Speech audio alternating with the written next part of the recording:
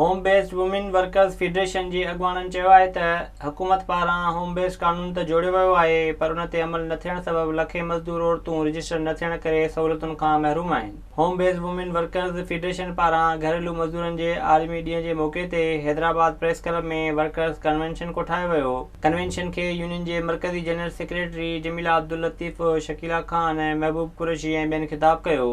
उन मौक़े ते अॻुवाणनि अवामी आवाज़ टीवी सां ॻाल्हाईंदे चयो त मुल्क में 1 करोड़ 20 लख खां वधीक औरतूं घरेलू पोरे सां वाबस्ता आहिनि पर उन्हनि खे लेबर कानून तहत मुक़रर सहूलतूं न पियूं मिलनि। पाकिस्तान में जो है हम कहते हैं कि 1 करोड़ 20 लाख के करीब जो है यहाँ पे घर मजदूर है, जिसमें 80% जो है वो औरतें हैं और उनकी कंडीशन जो है वो सब यहाँ पे हम सबको मालूम है कि कोई मिनिमम वेज उनका कोई तय नहीं है कि किस रेट पे वो काम करें।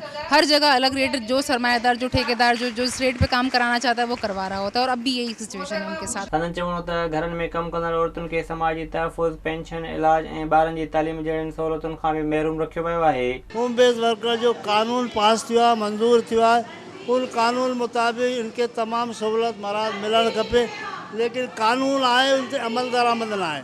अमल दरामद हुजे, इनखे मराज मिलणु खपे। उन्हनि वधीक चयो त होम बेस्ड वर्करनि खे अञा ताईं कानूनी तौर वर्कर बि तस्लीम न कयो वियो आहे। नई हैदराबाद में हज़ारें चूड़ी वर्कर औरतुनि खे रजिस्टर कयो वियो आहे। इनको जो मजदूर नहीं मानते थे, हमने उनके लिए कानून तो बनवा लिया है फेडरेशन के साथ मिलकर, लेकिन वो एक्ट तो बन गया, लेकिन उनको जो सहूलतें मिलनी चाहिए उन पर इम्प्लीमेंट किस तरह से होगा वो अभी रूल बाकी है। सबसे ज़्यादा ये है कि ठेकेदार हमारे को ज़रूरत पूरी नहीं देते। ठेकेदार ये बोलते जब हमारी ज़रूरत बढ़ेगी तो हम भी उनको देंगे, मगर उनकी बढ़ती है मगर वो हमारे को नहीं बढ़ा के देते। हम ये चाहते हैं कि 8 रुपये तोड़ा जो है तो ये हमें कम से कम 20 रुपये होना चाहिए।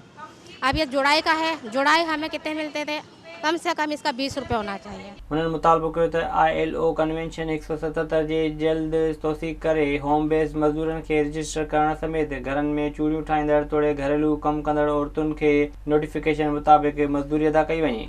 विज़िट कयो अवामी आवाज़ मीडिया ग्रुप जी वेबसाइट awamiawaz.pk।